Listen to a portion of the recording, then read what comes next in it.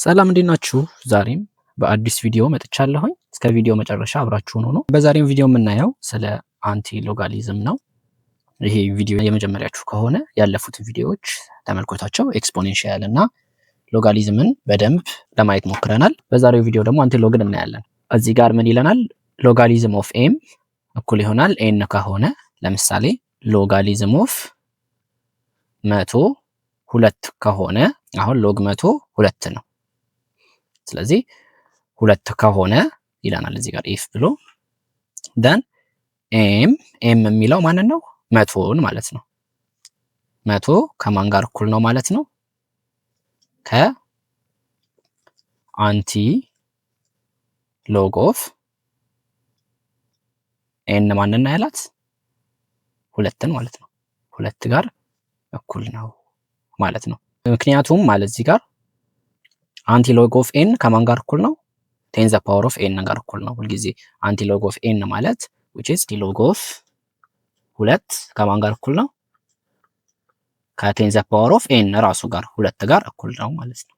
ስለዚህ አንቲ ሎግ ማለት ይሄ ነው።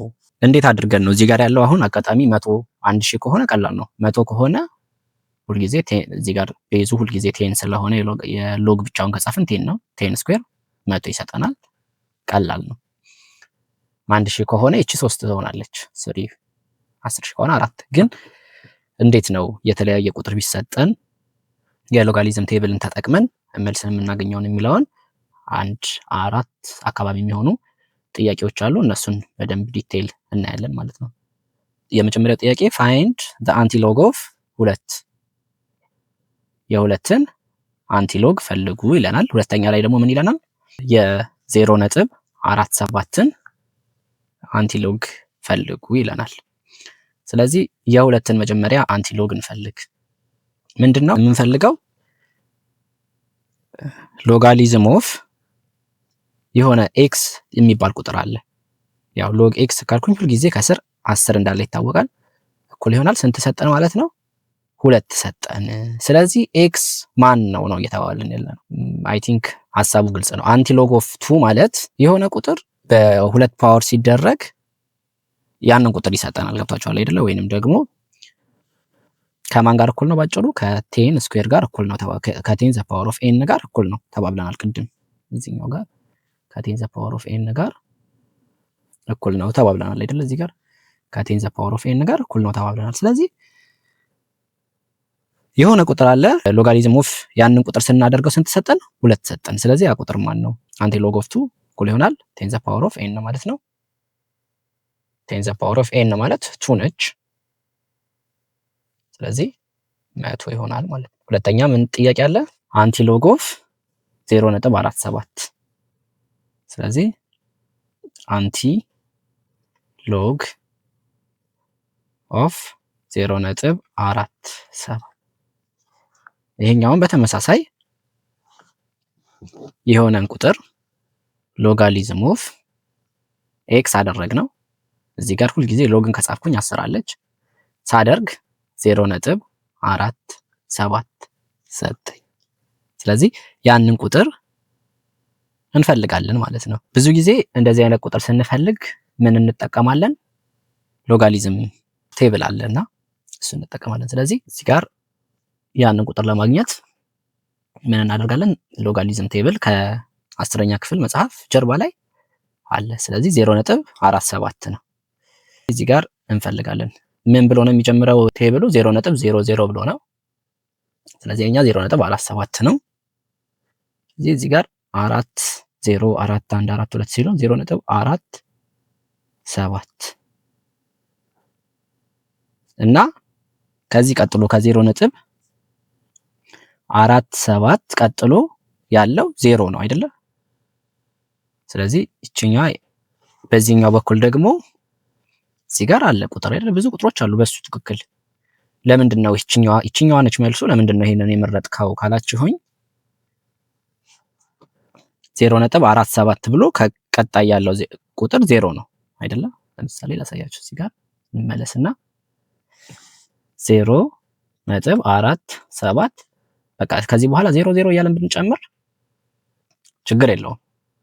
ምክንያቱም ምንም ከነጥብ በኋላ ስለሆነ ዜሮዎቹ ቫልዩ አይኖራቸውም። ስለዚህ 0 ነው። ስለዚህ ይቺ 0 ስታያቸዋለች። በሷ ትክክል ወርጄ ይችን አገኘኋት። ስለዚህ መልሳችን ስንት ነው ማለት ነው? አንቲሎግ ኦፍ 0.47 ስንት ነው? 2.951 ነው ማለት ነው። እዚህ ጋር እንደዛ ይሌላ 2.951 ይላል ማለት ነው። የእስካሁኑ ግልጽ ይመስለኛል። ወደ ቀጣዩ ጥያቄ እንሂድ ማለት ነው። እዚህ ጋር ምን ይለናል?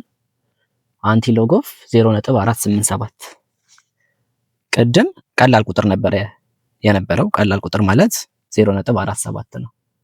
ይሄኛው ግን ቁጥሩ ባለ 3 ዲጂት ሆነ። 0.487 ሆነ። ኦኬ ይሄንን አንቲሎግ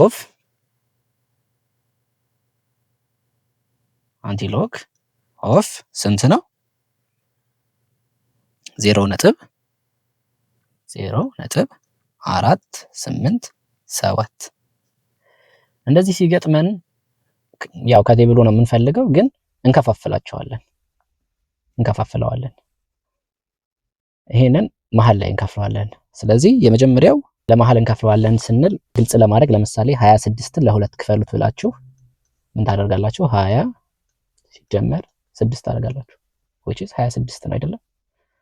ስለዚህ ይሄንን በድምር መልክ ብንገልጸው 0.48 ሲደመር 0.007 ይሆናል። ሁለቱን ስደምሯቸው ይሄንን ታገኛላችሁ። ይሄንን ስንደምር ከላይ ያለውን የሚሰጠን ከሆነ we can check it። ለምሳሌ 0.48 ሲደመር 0.007 እዚህ ጋር 0 አለች። 7 እና 0 7 8 እና 0 8 4 ነጥቧ ትወርዳለች 0 ትፈጥራለች። ስለዚህ 0.487 ሰጠን። በዚህ መልኩ እንከፍለዋለን ማለት ነው። ይችኛዋ የመጀመሪያዋ ቁጥር ሁሉ ጊዜ ሮ ነው የምታሳየን። ይችኛዋ ደግሞ ኮለመን ነው የምታሳየን። ከምን ላይ ነው ሮ እና ኮለመን ካላችሁ ከቴብሉ ላይ ነው። 0.48ን ከሮው ላይ እንፈልጋለን። ከኮለመኑ ላይ ደግሞ 0.07ን እንፈልጋለን ማለት ነው። 0.48ን እንፈልጋለን። እዚህ 48 ይሄውና 0.48 በዚህኛው በኩል ደግሞ 7 እንፈልጋለን። በዚህኛው በኩል 7 እንፈልጋለን። በዚህኛው በኩል 7 እችተና 7 ስለዚህ በዚህኛው ትክክል እንወርዳለን።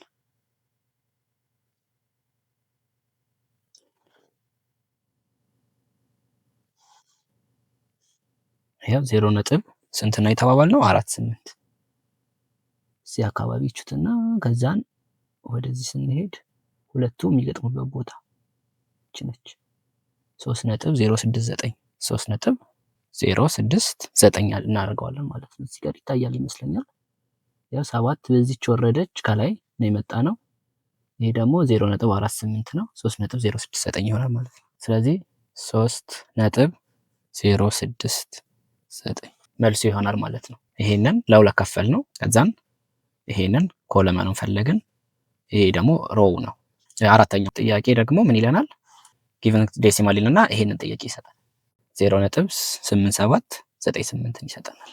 0.8798 መጀመሪያ እንደተባባለው ምን እናደርጋለን? እንከፍለዋለን። ይሄኛው የምን ድምር ነው? አንደኛ እንዳልኳችሁ ቅድም 26 ምን አድርገን ከፈልን? 20 ሲደመር 6 አድርገን ከፍለናል አይደለ? ይሄንንም 0.87 ሲደመር ይሄኛው ደግሞ 0.009 ሲደመር 0.008 አድርገን ለሶስት መክፈል እንችላለን። ሶስቱን አንድ ላይ ብንደምራቸው ይሄንን ቁጥር ይሰጡናል። ስለዚህ ከቀድሞ ምንድነው የሚለየው? ይሄ ሮው ነው። ሁለተኛው ደግሞ ኮለመን ነው።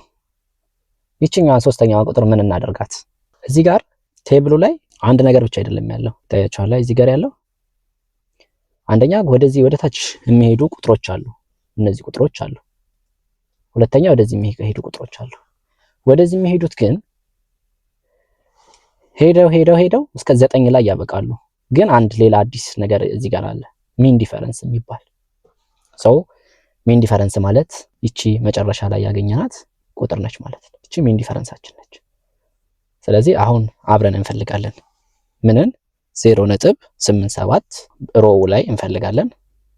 ከላይ ደግሞ ወደታች የምንወርደው 9 ላይ ነው።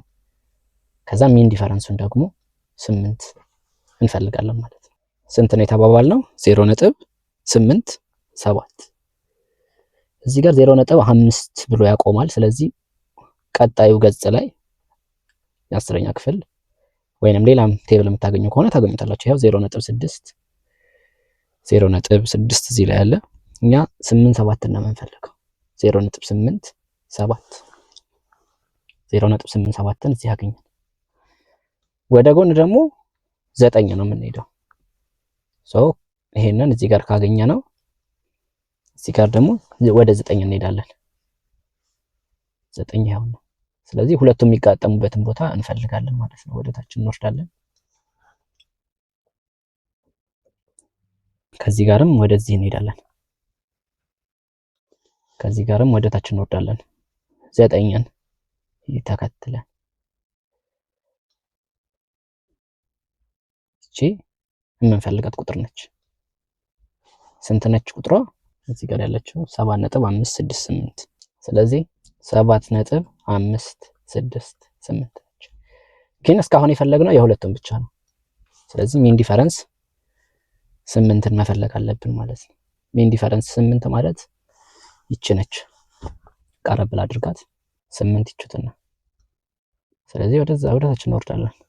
ከዚህም ወደዚህ እንሄዳለን። ከዚህም ወደ ታች ስንወርድ ስንት አገኘን? 8 ላይ 14 አገኘን። ስለዚህ ሲደመር 14 ይሆናል። ይሄኛው 0.014 ነው። እንደምረዋለን። ስንደምረው ስንት ይመጣልናል? ቨርቲካሊ መደመር እንችላለን። 7.568 ሲደመር 0.014 እዚህ ጋር 12 ይሆናል። እዚህ ጋር 1 እንጽፋለን። 6 እና 1 7። ከዚህ ጋር 8 5 ትወርዳለች። 7.582 የሚለው መልሳችን ይሆናል። አንቲሎግ ኦፍ የዚህ ቁጥር። የዛሬው ቪዲዮ ይህንን ይመስል ነበረ። ሀሳብ አስተያየት ካላችሁ ለእኛ ስጡን፣ እንመልስላችኋለን። ማስተካከል ያለብንን ነገር ኮመንት ላይ ጻፉልን። እናመሰግናለን።